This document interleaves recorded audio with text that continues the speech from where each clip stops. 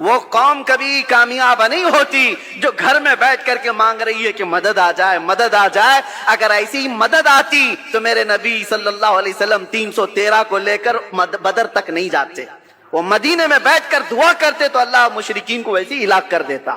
اگر نبی پاک صلی اللہ علیہ وسلم مسجد نبوی سے ہاتھ اٹھا دیتے، احد کے سارے مشرکین ویسے ہی مر جاتے۔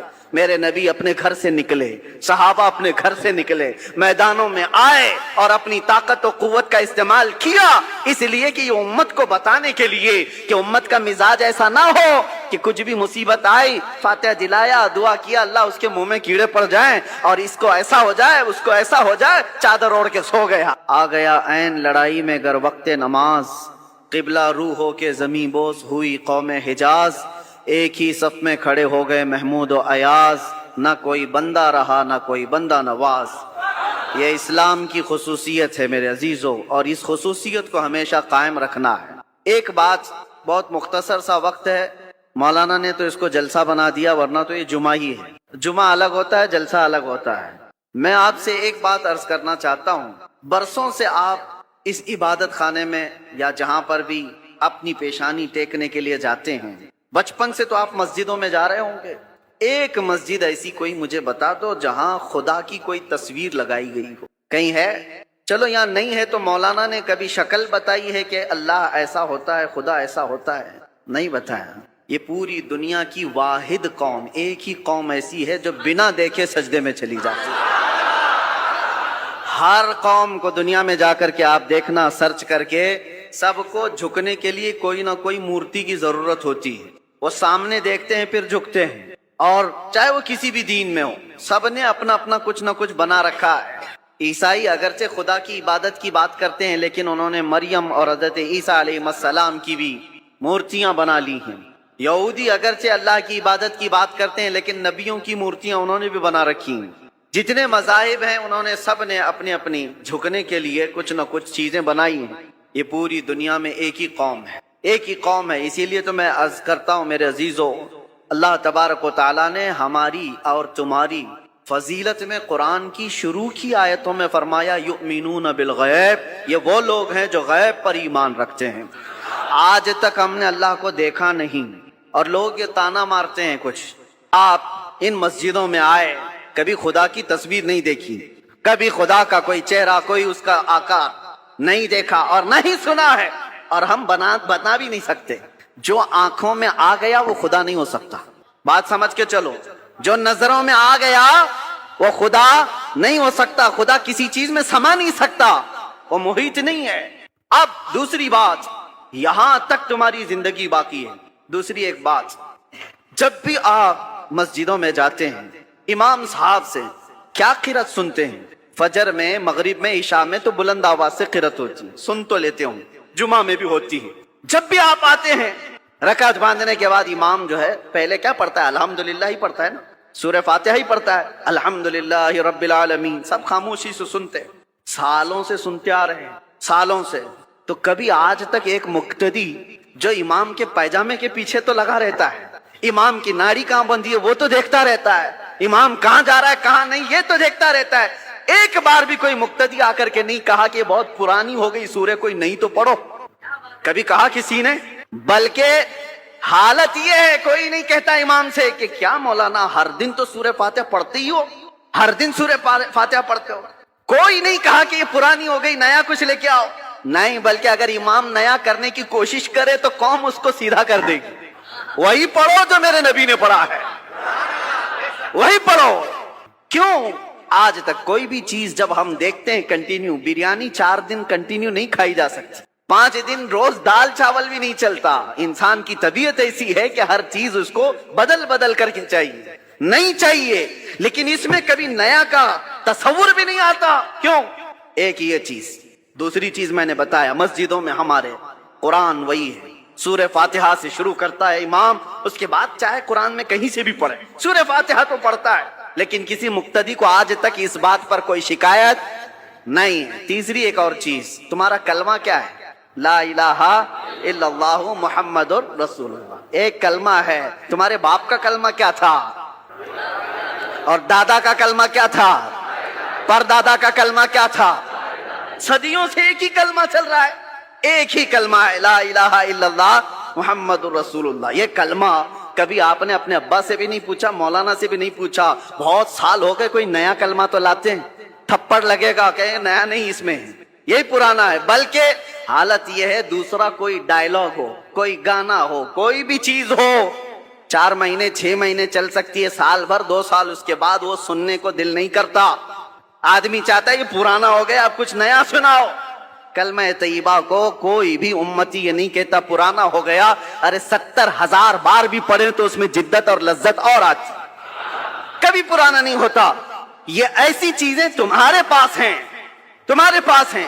یہ جمعہ کی جماعت, یہ قرآن کی حقانیت, یہ کلمہ طیبہ کی جدت جو ہر زمانے میں ہے, کیا یہ تمام چیزیں اس بات کا ثبوت نہیں ہے کہ اسلام زندہ ہے اور قیامت تک زندہ رہنے والا ہے؟ کسی بھی جگہ پر تمہیں یہ چیزیں نہیں مل سکتی. ہر جگہ بہت کچھ بدلاؤ ہے. ہاں میں بتا سکتا ہوں چیلنج کے ساتھ, دنیا کا کوئی بھی مذہب ہو, کھلا ہے کتابیں, اور ہم بتاتے ہیں اس کے کتنے کتنے نسخے ہیں, کتنے کتنے. بائبل میں آج کتنے نسخے, 70 سے زیادہ نسخے الگ الگ ملتے ہیں. یونان میں الگ ہے اور یورپ میں الگ ہے.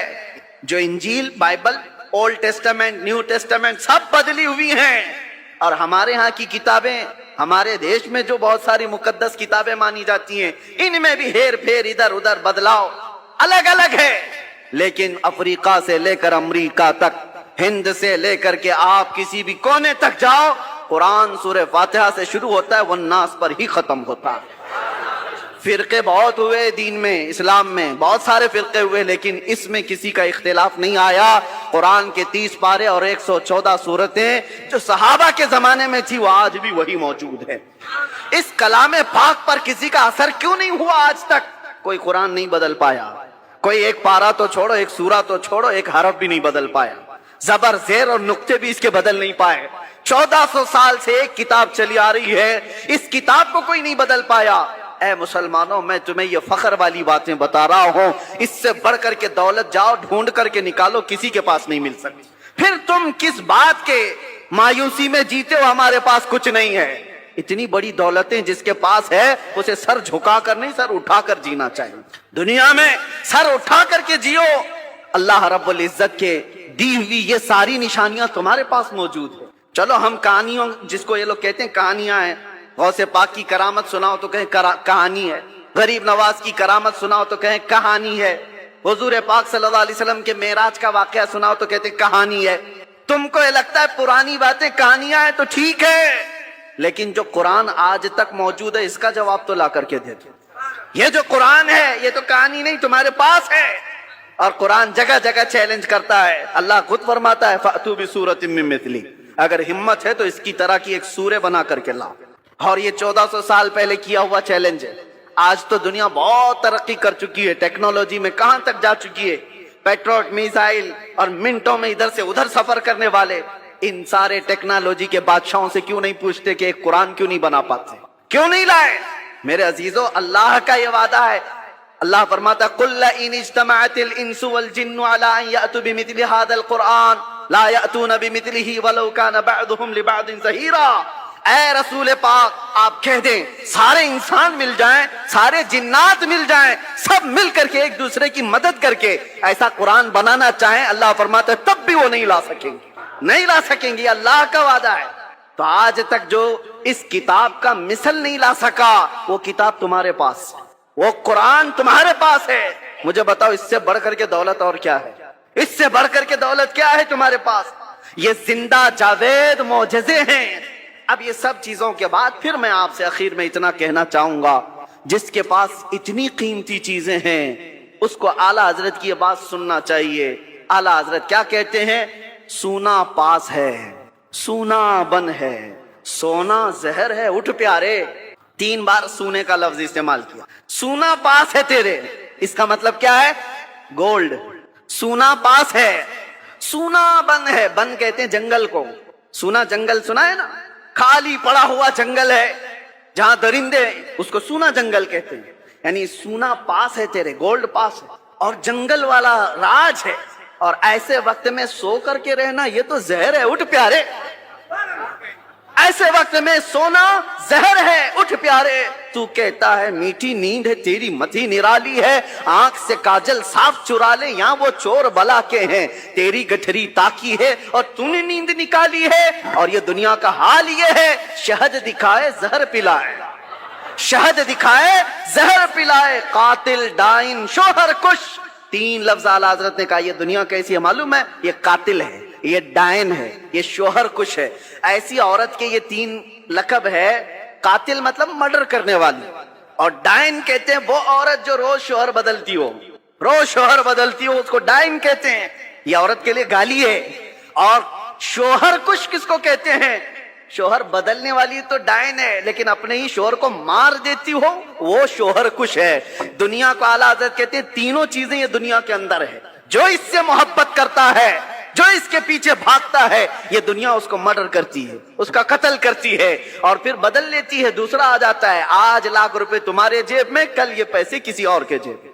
ये रोज बदलती है अपना आशिक, और फिर जो इससे इश्क करता है उसको मार भी डालती है, मार डालती है। आला हज़रत फरमाते शहद दिखाए जहर पिलाए, कातिल डाइन शोहर कुश, इस मुर्दार पे क्या ललचाए, दुनिया देखी भाली है, वो तो निहायत सस्ता सौदा बेच रहे हैं जन्नत का, हम मुफलिस क्या मोल चुकाएं, अपना हाथ ही खाली है। मेरे अजीजों, इसलिए मैं कहता हूं जिसके पास इतनी कीमती चीजें हैं, उसे सोना जेब नहीं देता, उसे गफलत की नींद जेब नहीं देती, उसे बुज़दिली अच्छी नहीं लगती। इसलिए जियो तो शेरों की जिंदगी जियो। और मेरे इलाके के शेर मैसूर टीपू सुल्तान शहीद रहमतुल्लाह ताला अलैह का फरमान था, गीदड़ की 100 साला जिंदगी से शेर की 1 दिन की जिंदगी बेहतर है। बुज़दिलों की तरह घुट घुट करके लंबा जीने से बेहतर है अलल ऐलान 1 दिन जी करके चले जाएं। इसलिए कि हमें पता है तलवे चाटने वालों की तारीख नहीं लिखी जाती, बातिल से टकराने वालों की तारीख लिखी जाती है। आपको डर किस बात का? आप मुजरिम कौम से हैं? आप चोर कौम से हैं? आपका क्या खौफ है? किस बात का डर है? क्या कुरान झूठा है? क्या अल्लाह तबारक व तआला की शान में कोई कमी है? मेरे नबी पाक के अखलाक में कोई कमी है? सब कुछ तुम्हारे पास अच्छा है, तो फिर डरना और सहमना क्या? मेरे अजीजों, आप सब अगर इस बात का इंतजार करते रहें, जैसे कहते हालात बहुत बुरे हैं, हालात बड़े खराब हैं, एक बात याद रखो, जो बंदा ये सोचता है कि पूरी ट्रैफिक खाली हो तब मैं ड्राइविंग सीखूंगा, तो फिर वो बूढ़ा वैसे ही हो जाएगा। हाँ, गाड़ी चलाना सीखना है तो ट्रैफिक में आओ, आपको उसी में सीखना पड़ेगा। इधर उधर के अड़े टीड़े आते ही रहेंगे, उनके बीच में ही तुम ड्राइवर बन सकते हो। चलना सीखो, और इन्हीं हालात से गुजर करके निकलोगे तो अल्लाह तबारक व तआला कुव्वत के साथ तुम्हें जमा फरमाएगा। वो कौम कभी कामयाब नहीं होती जो घर में बैठ करके मांग रही है कि मदद आ जाए, मदद आ जाए। अगर ऐसी ही मदद आती तो मेरे नबी सल्लल्लाहु अलैहि वसल्लम 313 को लेकर बदर तक नहीं जाते, वो मदीने में बैठकर दुआ करते तो अल्लाह मुशरिकीन को वैसे ही हिलाक कर देता। अगर नबी पाक सल्लल्लाहु अलैहि वसल्लम मस्जिद नबवी से हाथ उठा देते, उहद के सारे मुशरिकीन वैसे ही मर जाते। मेरे नबी अपने घर से निकले, सहाबा अपने घर से निकले, मैदानों में आए और अपनी ताकत और कुव्वत का इस्तेमाल किया, इसलिए कि ये उम्मत को बताने के लिए कि उम्मत का मिजाज ऐसा ना हो कि कुछ भी मुसीबत आई, फातिहा दिलाया, दुआ किया, अल्लाह उसके मुंह में कीड़े पड़ जाएं और इसको ऐसा हो जाए, उसको ऐसा हो जाए, चादर ओढ़ के सो गया। मेरे अजीजों, ये मुजाहिदीन की जिंदगी नहीं है। मुजाहिदीन की जिंदगी ये नहीं होती, मोमिनीन की जिंदगी भी ये नहीं होती, बल्कि मोमिनीन की जिंदगी ये है जब तक अल्लाह ने बोलने की ताकत दी है, हक बात का ऐलान करके जाओ। अगर इमाम हुसैन रज़ी अल्लाह ताला अन्हु के मानने वाले हो तो कभी दिल पर हाथ रख करके सोचो, एक बार सिर्फ अगर इमाम हुसैन समझौता कर लेते तो उनका पूरा खानदान बच गया होता। उनका खानदान बचना क्या, मदीने की गवर्नरी मिल जाती, बहुत बड़ी वजारत मिल जाती। और उसके अलावा हज़रत माक़ल बिन यसार रज़ी अल्लाह ताला अन्हु ये भी रिवायत करते हैं कि नबी पाक सल्लल्लाहु ताला अलैहि वसल्लम ने इरशाद फरमाया कि जिसने सिर्फ अल्लाह की रज़ा के लिए सूरह यासीन शरीफ पढ़ी, अल्लाह ताला उसके शुरू के गुनाह सगीरा और कबीरा माफ़ फरमा देता है। सिर्फ अल्लाह की रज़ा के लिए सूरह यासीन पढ़ें। इसकी फजीलतों में तो बहुत सारी चीज़ें हैं। फरमाया गया कि अगर आदमी रास्ता भटक जाए कहीं जंगल में तो सूरह यासीन पढ़ ले, अल्लाह उसे रास्ता अता कर देगा। और अगर बहुत शिद्दत की भूख है और खाने को कुछ नहीं मिलता, उसको ऐसी जगह पर है, और सूरह यासीन पढ़े, उसके लिए दवा भी है, ग़िज़ा भी है और शिफा भी है। سورہ یاسین پیٹ بھر دیا کرتی ہے، اس کے اندر اللہ تعالیٰ نے یہ اثر رکھا ہے۔ اور پھر یہ حدیث حضرت ابو ہریرہ رضی اللہ تعالیٰ عنہ سے فرمایا، جو سورہ یاسین رات کو پڑھ کر کے سوئے گا، اگر اس رات یا صبح اٹھنے سے پہلے اس کا انتقال ہوا تو اس کو شہیدوں میں اٹھایا جائے گا، ہاں اس کی بخشش ہو چکی ہوگی۔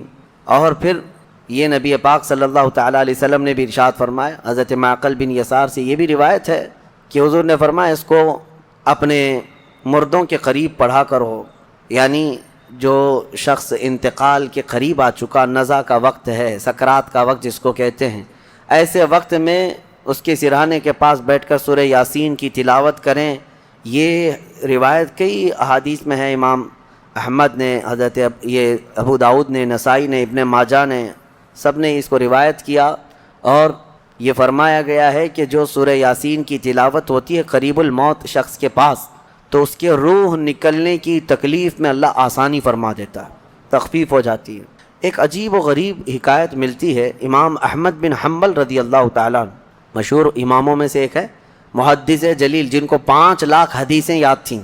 آپ کی طرف سے یہ بات منسوب ہے، فرمایا آپ نے کہ آپ کا آخری وقت تھا، لوگ عیادت کے لیے آ گئے، تیمارداری بھی ہوتی رہی، آخری وقت تھا، نزع کا وقت تھا۔ اور ایک بات میں آپ کو بتا دوں، جو نزع میں جاتا ہے پھر وہ واپس نہیں پلٹتا، لیکن اللہ تعالیٰ جسے چاہے موت کے منہ سے بھی نکالے اور قبر سے بھی زندہ کرے۔ امام احمد بن حنبل کے متعلق ہے کہ وہ نزع کے حالت میں جا کر قریب الموت تھے، اس کے بعد پھر وہ صحیح بھی ہو گئے، پھر آ گئے، کیونکہ انہیں کچھ بتانا تھا۔ کہا کہ میری روح نکلنے کے قریب تھی، نزع کا وقت تھا، شدت کا درد تھا، ایسا درد کہ مکھی بیٹھے تو لگتا پہاڑ بیٹھا ہوا ہے، ایسی تکلیف۔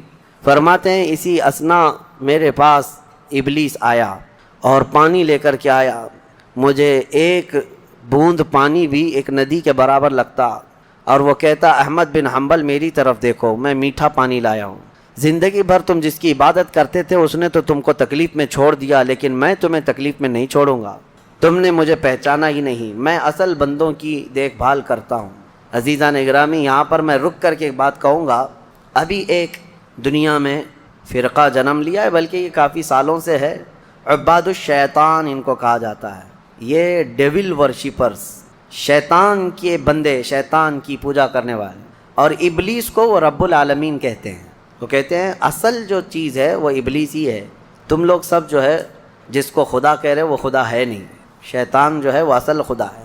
الومناتی کا پورا نظام اسی پر جمع ہوا ہے، اگرچہ اس کو سیکریٹ اور خفیہ کہتے ہیں، کوئی چیز سیکریٹ اور خفیہ نہیں، اوپنلی بہت ساری چیزیں ان کی ہوتی ہیں، لیکن وہ ہر ایک کے دماغ میں یہ ڈالنا چاہتے ہیں کہ اصل خدا یہ ابلیس ہے، شیطان ہے، تم نے نام اس کا شیطان رکھا ہے، اصل میں وہ رب العالمین ہے، نعوذ باللہ۔ اگر ان لوگوں سے پوچھیں جو الومناتی کا عقیدہ رکھتے ہیں یا ان کی ہاں میں ہاں بھرتے ہیں، یا پھر ان کے آگے پیچھے بھاگتے ہیں دولت کو دیکھ کر کے، وہ کہتے ہیں ہم کو دنیا میں جو چاہیے وہ سب ہمیں ابلیس دے دیتا ہے، تو خدا تو یہی ہے، وہ ہمارے ساتھ ساتھ ہے، ہر گھڑی ہے، دیکھو تمہاری حدیثوں میں لکھا ہوا ہے کہ تمہارے خون کے ساتھ دوڑتا ہے شیطان، تو خدا تو وہی ہے جو اپنے ہر بندے کے ساتھ ہوتا ہے۔ بڑے عجیب و غریب دلائل ان کے پاس ہے شیطان کے متعلق۔ اللہ تبارک و تعالی حفاظت فرمائے۔ میں آتا ہوں، ہم نے سورہ یاسین میں بھی آج تلاوت کیا ہے کہ اللہ تعالیٰ نے قیامت کے دن یوں فرمائے گا، اللہ وامتازوا اليوم ایھا المجرمون، اے فرشتوں آج مجرموں کو الگ کر دو، ان کی پہچان الگ بنا دو۔ الم اعہد الیکم یا بنی آدم اللہ تعبدوا الشیطان، اے آدم کی اولاد کیا میں نے تم سے عہد نہیں لیا تھا کہ تم شیطان کی عبادت نہیں کرو گے؟ وان اعبدونی، اور میری عبادت کرو گے، ھذا صراط مستقیم، یہ سیدھا راستہ ہے۔ وَلَقَدْ أَضَلَّ مِنْكُمْ جِبِلًّا كَثِيرًا، اس نے تم کو گمراہ کر دیا غلط عادتیں ڈال کر کے۔ افلم تکونوا تعقلون، کیا تمہیں عقل نہیں ہے؟ یہ قیامت کے دن شیطان کے پجاریوں سے کہا جائے گا۔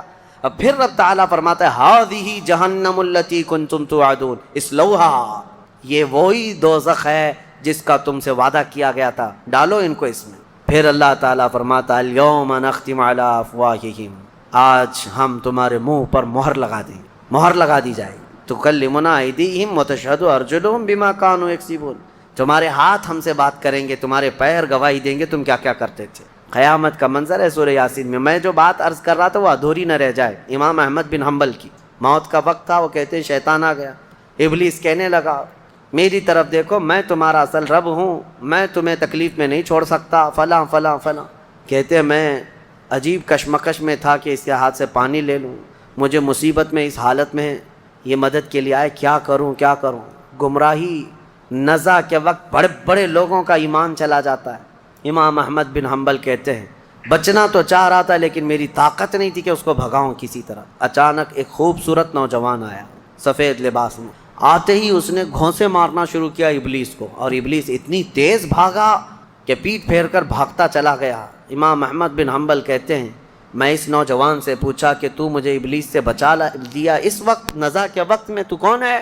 اس نوجوان نے کہا میں سورہ یاسین ہوں جس کی تم روزانہ تلاوت کرتے ہو، تم روزانہ جو مجھ کو تلاوت کرتے ہو میں وہ سورہ یاسین ہوں۔ نزع کے وقت سورہ یاسین ایمان کی حفاظت کرے گا، یہاں تک کہ قیامت کے دن اپنے پڑھنے والے کی یہ سفارش کرے گا اللہ کی بارگاہ میں کہ اللہ یہ مجھے تلاوت کرتا تھا، اس کی بخشش فرما دے۔ اور ایک حدیث یہ بھی ہے جس نے صبح کے وقت دن کے شروع کے وقت میں سورہ یاسین پڑھ لیا، حضور صلی اللہ علیہ وسلم فرماتے ہیں اللہ تعالیٰ اس کو دنیاوی بلاؤں سے آفتوں سے محفوظ فرما دے، وہ دن اس کا محفوظ ہو گیا۔ عادت یہ ڈالو فجر کے بعد سورہ یاسین شریف کی تلاوت ہو جائے۔ سورہ یاسین میں بہت اہم پیغامات ہیں، اللہ کریم نے نظام کائنات اس میں بیان کیا ہے، انبیاء کرام کے معاملات بیان کیے، اور اس کے بعد یہ قیامت کا منظر بھی اللہ نے فرمایا، جنتیوں کا بھی حال، دوزخیوں کا حال بھی بیان کیا۔ اولئک اصحاب الجنتی، یعنی جنت والے جو ہیں ان کانت الا صیحۃ واحدۃ فاذا هم خامدون، یہاں سے اللہ تبارک و تعالیٰ نے ان لوگوں کا بھی ذکر فرمایا جن کے پاس رسول آئے اور انہوں نے جھٹلا دیا۔ یا حسرۃ علی العباد ما یأتیہم من رسول الا کانوا بہ یستہزئون، یہ بندوں پر بڑا افسوس ہے کہ جب کبھی ان کے پاس کوئی رسول آتا تو مذاق اڑاتے تھے۔